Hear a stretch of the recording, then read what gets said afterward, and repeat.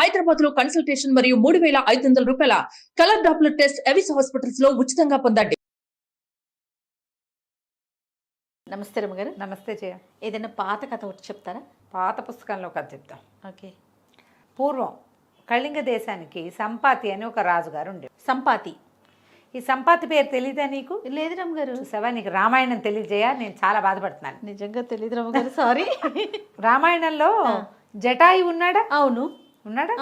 జటాయు వాళ్ళ తమ్ముడే సంపాతి. ఈ సంపాతి అసలు అమ్మో ఎంత అద్భుతమైన ఘట్టం ఉందో. సుందరకాండకి ముందు ఓకే, వీళ్ళు కిష్కింధకాండలో వీళ్ళంతా వానరులు అందరూ సీతాదేవిని వెతకడానికి వెళ్ళారు. అవును. వాళ్ళకి సంపాతి కనపడ్డాడు. కనపడి ఇదంతా కథంతా తెలుసుకుని, జటాయు మరణం కూడా తెలుసుకుని, అయ్యో మా అన్నయ్యే ఆయన అని చెప్పి, నా రెక్కలు కాలిపోయినాయి అని చెప్పి సీతాదేవిని రావణాసురుడు తీసుకెళ్ళాడు. సముద్ర లంఘనం చేస్తేనే సీత ఇక్కడ దొరుకుతుందని చెప్పిన క్యారెక్టర్ పేరే సంపాతి. ఎంతమందికి తెలుసో మీలో మన ప్రేక్షకులందరూ తెలుసుకోవాలి ఈ విషయం. ఖచ్చితంగా రమ్మగారు. ఆ సంపాతితోటి ఒక ప్రత్యేకమైన ఘట్టం ఏముందంటే, ఆయనకి రెక్కలు మొలిచేసినాయి.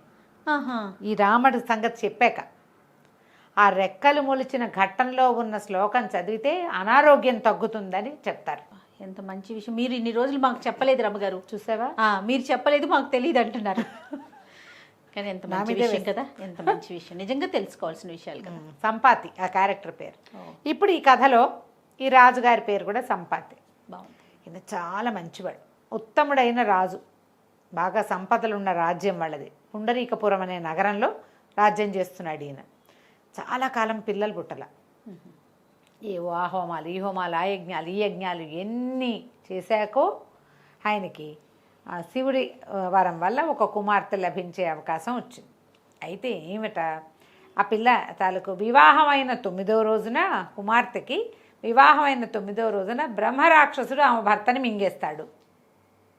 అలాంటి అవకాశం ఉన్న పుత్రిక నీకు లభిస్తుంది, అలాంటిది ఉంది అంతే, మీకు అసలు సంతానమే లేదు, ఆ పిల్లని నేను ఇస్తున్నా, కానీ ఆ పిల్లకి ఇలాంటిది ఉంది అనేసరికి ఈయన పరమ దుఃఖించాడు. రాజ్యానికి ఉత్తరాధికారి కావాలంటే కుమారుడు కావాలని కోరుకుంటే కుమార్తెను అన్నావు, పోనీ కుమార్తెకు ఒప్పుకుని దౌహిత్రుడు రాజు అవుతాడులే అని మేమనుకుంటే, ఈ పిల్ల పెళ్ళైన 9వ రోజునే భర్త పోతే ఆ పిల్లని నేనేం చేయను? చాలా దుఃఖించాడు. కానీ అందరూ మంత్రులు వాళ్ళు బోధార్చారు, ముందు పిల్ల పుట్టనివ్వండి, సంతానం లేదు అన్న బాధ లేకుండా ఉంటుంది, పిల్లని పెరగనివ్వండి, ఆనాటికి చూద్దాం అని ఇక ఆయన ఓదార్చారు. భార్య కూడా ఆయన్ని ఓదార్చింది. పిల్ల పుట్టాక, పిల్ల పెద్దాక ముద్దు ముచ్చట అయినా చూస్తాము, ఈ బోసు బతుకులు, ఈ బోడి బతుకులు లేకుండా ఉంటాయి మనకి అని బతిమలాడి ఆయన్ని సమాధాన పడ్డాడు. కొంతకాలానికి ఒక చక్కటి పిల్ల పుట్టింది. పిల్లకి పుష్పగంధి అని పేరు పెట్టారు. బా, ఎంత బాగుంది చూడు, చాలా బాగుంది కదా. సరే, ఈ పుష్పగంధి చక్కగా పెరిగింది పిల్ల, మంచి బుద్ధిమంతురాలు, మహా అందగత్తె, యుక్త వయసు దాటింది. పెళ్ళిడు వచ్చింది. పెళ్లి చేస్తే 9వ రోజున భర్త మరిస్తాడు, పిల్ల వైధవ్యం వచ్చేస్తుంది. పెళ్లి చేయలే, ఏం చేయలే, పిల్లనే ఉంచుకొని చూసుకుంటున్నారు. పెళ్లి చేస్తే పిల్ల కూడా ఉండదు. పిల్ల ఈ బుద్ధి ముచ్చట ఓ నగేసి నాణ్యం వేసి తలకాయ దువ్వి చూసుకునేందుకు ఉండదు కదా, వైధవ్యం వచ్చేస్తుంది. ఆ రోజుల్లో పునర్వివాహాలు ఉన్న కాలం కాదు అది. అయితే ఏమైంది, ఒకనాడు ఈ పుష్పగంధి అడవిలో ఏదో మృగయా వినోదంలాగా, మగపిల్లలైతే మృగయా వినోదం చేస్తారు, ఆడపిల్లలు వనవిహారం చేస్తారు. నేను పోయి వనవిహారం చేస్తానని కొంతమంది చెలికత్తెలతో కలిసి వెళ్ళింది. వెళ్ళేసరికల్లా ఏమైంది, అదే సమయానికి రత్నమండనుడనే రాకుమారుడు ఇంద్రదత్తుడనే తన స్నేహితుడితో కలిసి ఆ ఊరు ఈ ఊరు తిరుగుతూ, అతనేమో అన్ని ఊళ్ళు తిరుగుతున్నాడు. ఇది కూడా పెద్ద అడవేం కాదు, నగరానికి ఆనుకునుండి వీళ్ళే తయారు చేసుకున్న వనం అనమాట, అది వనవిహారం. అక్కడికి వచ్చాడు. వచ్చి ఈ పిల్లని చూసి పిల్ల మీద ఆసక్తి కలిగింది అతనికి, అమ్మాయికి ఆసక్తి కలిగింది. ఇద్దరు లవ్ ఎట్ ఫస్ట్ సైట్ లాగానే అయ్యింది. ఎవరు ఏమిటి అని కనుక్కుని ఏమనుకున్నాడంటే, రాకుమార్తెలు ఇంత పెద్దవాళ్ళు అయ్యేదాకా వివాహం కాకుండా ఎందుకుంటుంది? 12-14 వచ్చేసరికి పెళ్ళిళ్ళు చేసేస్తారు. పిల్ల చూస్తే 16-18 ఏళ్ళ అమ్మాయిలాగా ఉంది. అయితే ఏమైంది, మాట్లాడుకున్నారు. చెలికత్తెలు ఏం చెప్పారంటే, అమ్మాయి ఫలానా రాజుగారి సంపాతి మహారాజు కుమార్తెని, ఆమె పేరు పుష్పగంధి అని, ఆమె యొక్క అవస్థ వివాహం చేస్తే ఏం జరుగుతుందో తెలిసే అమ్మాయికి ఇంకా వివాహం చెయ్యలేదు. ఇది ఉన్నది, బ్రహ్మరాక్షసుడు ఈమె భర్తని కబళిస్తాడు, భర్త ప్రాణఘాతిని ఈ అమ్మాయిని ఎవరు పెళ్లి చేసుకుంటారో వాడు పోయినట్టే. దాంతో ఈ ఇంద్రదత్తుడు ఇంకా నయం, రాకుమార్తె అయితే మాత్రం ఇలాంటి సంబంధం ఎట్లా చేసుకుంటాం, పద ఇంటికి వెళ్ళిపోదామని బలవంతంగా లాక్కెళ్ళిపోయారు. ఆ తర్వాత ఇంకా అతను ఏ విహారము చేయలేపాడు. ఆ పిల్లే జ్ఞాపకం వస్తుంది. ఇంటికి వెళ్ళిపోయారు. ఇంటికి వెళ్ళిపోయి చాలా దిగులుగా అయిపోయాడు. అమ్మ నాన్న బాగా కనుక్కున్నారు. ఏం కనుక్కున్నా మరి ఏముంది, ఇట్లా ప్రాణఘాతం ఉన్న పరిస్థితి ఉన్న ఒక పిల్లని ఇతను చూశాడని, ఆ పిల్లేమో ఈ సంపాత్ మహారాజు కుమార్తెని తెలుసుకున్నారు కానీ ఏం చేయలేరు వాళ్ళు. ఈ లోపల రాకుమార్తె కూడా ఇంటికి వెళ్ళిపోయింది. వాళ్ళ నాన్న అమ్మ కూడా కనుక్కున్నారు. వాళ్ళకి తెలిసిన చిలకత్తల వల్ల ఎవరో రాకుమార్తె కనపడ్డాడు. అమ్మాయి మనసు పడింది కానీ తన పరిస్థితి వల్ల ఆమె ముందుకెళ్ళలేదు.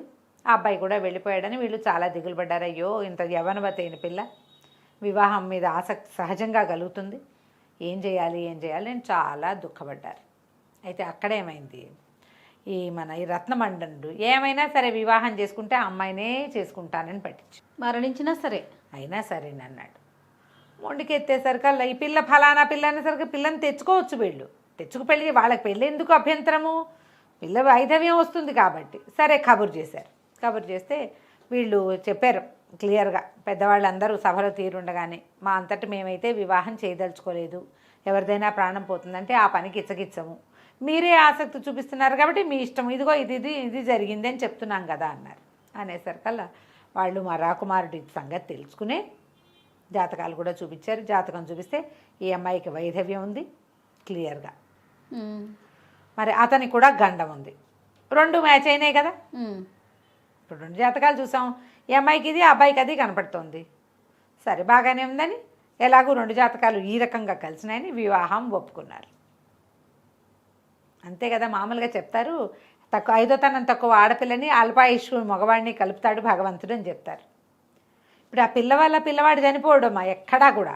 ఈ అమ్మాయి జాతకం మంచిది కాబట్టే భర్త చనిపోయాడు అన్నది సర్వాబద్ధం, అలా జరగదు. ఎవరికైతే 5వ తనం ఉండదో భర్త మరణిస్తాడని జాతక లక్షణాలు ఉంటాయో తొందరగా మరణించేవాడిని దీన్ని కూరుస్తారు. భగవంతుడు చేసే పని అది. ఎవరిది దురదృష్ట జాతకం అంటానికి లేదు, వీల్లేదు. నష్టజాతకులు, దీనివల్లే వాడు చచ్చిపోయాడు, సర్వాబద్ధం, అది తప్పు. లోక సహజంగా చెప్పే మాటే ఇది. అల్పాయుష్షు మగవాడిని 5వ తనం తక్కువ ఆడదాన్ని కలుపుతారు. వాడు ఎలాగూ చచ్చిపోతాడు, దీనికి ఎలాగూ భర్త లేడు, జాతకంలో లేడు, గ్రహాలు కాదా అలా లేవు. అమ్మాయికి పచ్చగా బతికేందుకు లేదు. ఇప్పుడు కుదిరింతోంది, ఇప్పుడు పెళ్ళిళ్ళు చేసుకుంటున్నారు కాబట్టి ఇప్పుడు దాన్ని మార్చామని మనం అనుకోవాలి, అంతే. కానీ ఇదివరకు అలాగే చెప్పేవాళ్ళు. సరే ఏమైంది, కనపడుతోంది కదా, పెళ్లి చేసేసారు. పెళ్ళయింది. అబ్బో ఎంత సంతోషంగానూ ఉన్నారు. 1 వారం గడిచింది. వివాహమైన 9వ రోజు అబ్బాయి మరణించాలి లెక్క ప్రకారం. ఈ 5-6 రోజులు ఆనందంలో తొలతూగిపోతున్నవాడు. మామూలుగా చిన్నపిల్లని పెళ్లి చేసుకుంటే ఆ పిల్లని కాపురాన్ని పంపటాలు అవి చేసేవాళ్ళు కదా. పెద్ద పిల్ల కదా, అమ్మాయి పెద్దది. సరే చక్కగా అన్ని పునఃసమాగమం, అన్ని పునఃసంధానాలు అన్నీ కానిచ్చేసుకున్నారు.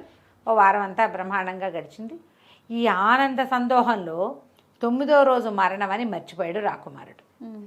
అటు ఇటు హాయిగా తిరిగి ఏం చేశారు, పెళ్ళైన 3వ రోజునే వాళ్ళ ఇంటికి తీసుకుపోయారు. అబ్బాయి ఏమిటి వాడి పేరు చెప్పాను, రత్నమండన్ రాజ్యానికి వెళ్ళిపోయారు వీళ్ళు. వెళ్ళిపోయాక ఇక అక్కడ ఒక అడవి ఉంది దానికి సమీపంలో. ఈ కుర్రాడు ఏం చేశాడు, 9వ రోజు పొద్దునే ఆడుతూ పాడుతూ అటు ఇటు తిరుగుతూ గుర్రం వేసుకుని అడవిలోకి వెళ్ళాడు. వెళ్ళేసరికల్లా ఇక బుద్ధి ఏంటంటే కర్మానుసారని కదా, ఈ కర్మని అనుసరించి ఒక పెద్ద బ్రహ్మరాక్షసుడు మీద పడ్డాడు. బయటకు వచ్చి పట్టుకోగానే అప్పుడు తట్టింది, నేను ఈ ఆనందంలో మర్చిపోయాను, వివాహం అయిన 9వ నాడు నాకు మరణం తథ్యం. ఇగో రాక్షసుడు వచ్చేసాడు.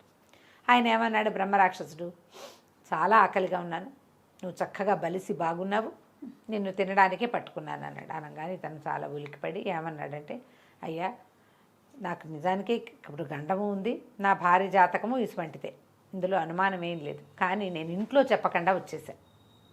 నేను ఎక్కడికి వెళ్ళానో కూడా తెలియదు మా ఇంట్లో వాళ్ళకి. నేను రాజ్యంలో ఊరికే అలా తిరగడానికి వచ్చి సమీపంలో ఉన్న అడవిలోంచి వస్తున్నటువంటి అడవి పువ్వుల వాసనకి ఆకర్షితుడినే ఇటు వచ్చాను. ఇంటికి వెళ్ళి నా భార్యకి మా అమ్మ నాన్నలకి చెప్పొస్తా అంటే పక్కపక్క నవ్వాడు దాని బ్రహ్మరాక్షసుడు. ఎవరైనా చావుకు తెగించి వస్తారా, నిన్నెట్లా నమ్మేది అంటే ఒట్లు ప్రమాణాలు సత్యాలు చేశాడు రత్నమండు. నేను వస్తాను, నాకు ఎట్లాగూ మరణం తథ్యం, ఇది మరణం తథ్యమని తెలిసే నేను పుష్పగంధిని పెళ్లి చేసుకున్నాను. ఆమెతో ఆ 9 రోజులైనా ఆ 8 రోజులైనా గడపాలని మాట మీద నిలబడతాను నేను అంటే ఇతను ఏమన్నాడు, సరే బ్రహ్మరాక్షసుడు చాలాసేపు ఇద్దరికి సంభాషణ నడిచింది.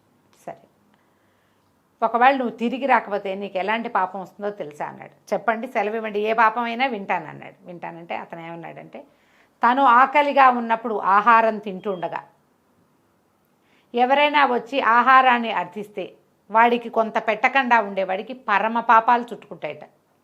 నువ్వు ఆకలిగా ఉన్నావు, నువ్వు వడ్డించుకున్నావు, ఆ టైంలో ఎవడో ఆకలి, నీలాంటి వాడే వాడును, నా పొట్టే నింపుకుందామని గనక నేను చూస్తే పరమ పాపాలు వస్తాయట. దానికి వచ్చే పాపంతో సాటైన పాపమే లేదట. నీకు అలాంటి పాపం వస్తుంది, సరేనా అన్నాడు. రాకుమారుడు సరేనండి, ఇంటికి వెళ్ళి వాళ్ళకి చెప్పొస్తానన్నాడు. ఇక అక్కడి నుంచి పరిగెత్తుకుంటూ మళ్ళీ ఆ గుర్రం వేసుకుని వెళ్ళిపోయాడు. వెనక్కి వెళ్ళిపోయి అమ్మా నాన్నకి చెప్పాడు. వాళ్ళ అమ్మా నాన్న బోహమని ఏడ్చారు. సైనికులు సైన్యాధికారులతో సహా శోకాలు పెట్టారు. ఊరంతా ఇంకేముంది, ఈ పిల్లని పెళ్లి చేసుకున్నాడు, రాకుమారుడు చచ్చిపోవడానికి సిద్ధమయ్యాడు. బ్రహ్మరాక్షసుడికి మాటిచ్చి వచ్చేట. ఆ అడవిలో బ్రహ్మరాక్షసుడు ఉన్నట్టే మనకు తెలీదు. ఈ రాకాసి మన ఊరితో వచ్చింది, రాక్షసుడు బయటపడ్డాడని తెగ తిట్టిపోశారు పుష్పగంధిని. ఇతను వీళ్ళందరికీ చెప్పేశాక పుష్పగంధి దగ్గరికి వెళ్ళాడు. అప్పుడు ఆమెను కావలిచ్చుకుని, నేను మరణించబోతున్నాను, బ్రహ్మరాక్షసుడికి వస్తానని చెప్పానంటే, ఏం చెప్పొచ్చావు అందుట. ఏం చెప్పొచ్చావు, నువ్వు వెళ్ళకపోతే ఏమవుతుందంటే, నేను వెళ్ళకపోతే ఈ పాపం వస్తుందమ్మా నాకు అన్నట్టు. ఏం పాపమో మళ్ళీ చెప్పు అంది. మళ్ళీ చెప్పు అని వాళ్ళిద్దరూ ఏం మాట్లాడుకున్నారో అన్నీ విని, సరే వెళ్ళిరా, నీ వెనకాల నేను కూడా వస్తాలే అని. నవ్వేసరికి జనాలంతా ఆశ్చర్యపోయారు. ఇదేమిటి ముగ్గురు చచ్చిపోతాడంటే ఏడవకుండా పిల్ల కళ్ళు తుడుచుకుని నవ్వుతుంది అని. ఇప్పుడు ఇలాంటి పరిస్థితుల్లో నవ్విందనుకో అది వెంటనే బయటికి వెళ్ళిపోతుంది. యువరాణి నవ్వుతోంది, రాకుమారుడి భార్య నవ్వుతోంది అంటే నవ్వుతుందా, దీనివల్ల కదా మన రాజ్యానికి రాజు లేకుండా పోయాడు. తెగ తిట్టిపోశారు. సరే రాజకుమారుడు ఏం చేశాడు, వాళ్ళ అమ్మ పెట్టిన ఆహారం తిని అక్కడి నుంచి తమ దేవాలయంలోకి వెళ్ళి నమస్కారం చేసి చీకటి పడుతుండగా వీళ్ళందరినీ వీడుకొలిపి, నేను చచ్చిపోతున్నాను, మీరందరూ రాజ్యం బాగా చూసుకోండి, ఇట్టటి మాటలన్నీ చెప్పి గుర్రం వేసుకుని బయలుదేరాడు. ఆ గుర్రం వెనకాలే రథం ఎక్కి యువరాణి కూడా వెళ్ళింది, పుష్పగంధి కూడా. ఇతను లోపలికి వెళ్ళాడు అరడవిలోకి. ఆ అమ్మాయి కూడా వెళ్ళింది. లోపలికి వెళ్ళాక ఇతను గుర్రం దిగి, బ్రహ్మరాక్షస ఎక్కడున్నావు అని చేతులు తట్టి పిలిచాడు. బ్రహ్మరాక్షసుడు డింగ్ అని ప్రత్యక్షం అయ్యాడు. భలే వచ్చావు, ఎంత గొప్పవాడివి, నువ్వు భలే మాట నిలబెట్టుకున్నావు, ఆకలితో చచ్చిపోతున్నాను, రా నిన్ను తింటానని 2 జబ్బలు పట్టుకుని ఇట్లా దగ్గరికి తీసుకున్నాడు. తీసుకునేసరికల్లా గుర్రం రథం దిగింది పుష్పగంధి. అయ్యా ఆకలి, నన్ను కూడా కరుణించండి అని అడిగింది. అడిగేసరికల్లా అతను నోట్లో పెట్టుకోబోతున్న రాకుమారుడి తలని ఆపి, ఎవరమ్మా అన్నాడు. నాకు భర్త ఆకలండి,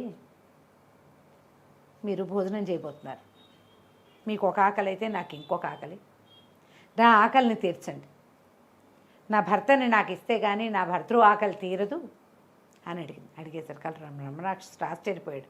ఇంతకుముందు ఏం చెప్పాడు, మనం తింటూ ఉండగా ఎదుటివాడు ఆకలి అని వస్తే తినేది పెట్టకపోతే పచ్చి పాపం వస్తుంది, తనకు కూడా పాపమే కదా రాబోతోంది. జబ్బల దగ్గర పట్టుకున్న చోట గోళ్ళు అవి గుచ్చుకుని నెత్తురుస్తోంది. అతను దించి రాజకుమారిని వదిలిపెట్టాడు. వెళ్ళు నీ భార్యతోటి, నువ్వు నాకు ఆకలిస్తున్నా సరే నీకు పెట్టాల్సిందే, పెట్టకపోతే పాపం వస్తుందని చెప్పాను. ఆ పాపం అంటుకుంటే ఇంకా బ్రహ్మరాక్షసుడు ఇంకోటిని అయిపోతాను నేను అని ఆమెను వదిలిపెట్టేశాడు అతను. రాకుమారి ఆ రత్నమండండి వెళ్ళి పుష్పగంధి పక్కన నుంచోగానే పెద్దగా దేవదుందుబులు మోగి ఈ బ్రహ్మరాక్షసుడు కాస్త ఒక దివ్య స్వరూపం వచ్చేసింది. అతని కోసం పైనుంచి ఆకాశం నుంచి ఒక రథం కూడా వచ్చిందట. తినబోతున్న ఆహారాన్ని వదిలిపెట్టేదాకా బ్రహ్మరాక్షస స్వరూపంలో ఉండమని అతనికి శాపం. ఇప్పటిదాకా ఎప్పుడూ ఆహారాన్ని వదిలిపెట్టలే అతను. ఫస్ట్ టైము నోట్లో పెట్టుకోబోతున్నటువంటి ఆహారాన్ని వదిలిపెట్టేసినందుకు అతనికి దివ్యత్వం వచ్చింది. ఇక్కడ రాకుమారుడు బతికేశాడు. ఈ వాక్యాలు విని తెలివిగా ఆలోచించి ఆయన్ని ఆహారం అర్థించుకుందనమాట, అడిగింది. ఇప్పుడు చూడు, ఈ అమ్మాయిని తిట్టిపోశారు, అతని కోసం ఏడ్చారు, అతని తాలూకు ఏమంటారు దాన్ని, మారకం ఉంది అతనికి గ్రహస్థితి బాగుంటుంది, మరణం ఉంది కదా, అపమృత్యు నివారణ అంతా, అతని మృత్యుదోషం అంతా వాళ్ళ ఏడుపుల్లో, ఈ అమ్మాయి వైధవ్య దోషం అంతా ఈ అమ్మాయిని తిట్టిన శాపనార్థాలలో కొట్టుకుపోయింది. ఇద్దరు చక్కగా ఇంటికి వెళ్ళిపోయారు. హాయిగా సంసారం చేసుకుని బోళంతమంది పిల్లల్ని కన్నారు. అతను ఎన్నేళ్ళో రాజ్యం చేశాడు. రాకుమార్తె లాంటి ధైర్యం ఉండాలని అందరూ చెప్పుకునేవారట పుష్పగంధి కథ. బా భలే ఉంది రమ్మగారు, బాగుంది కదా. చాలా బాగుంది.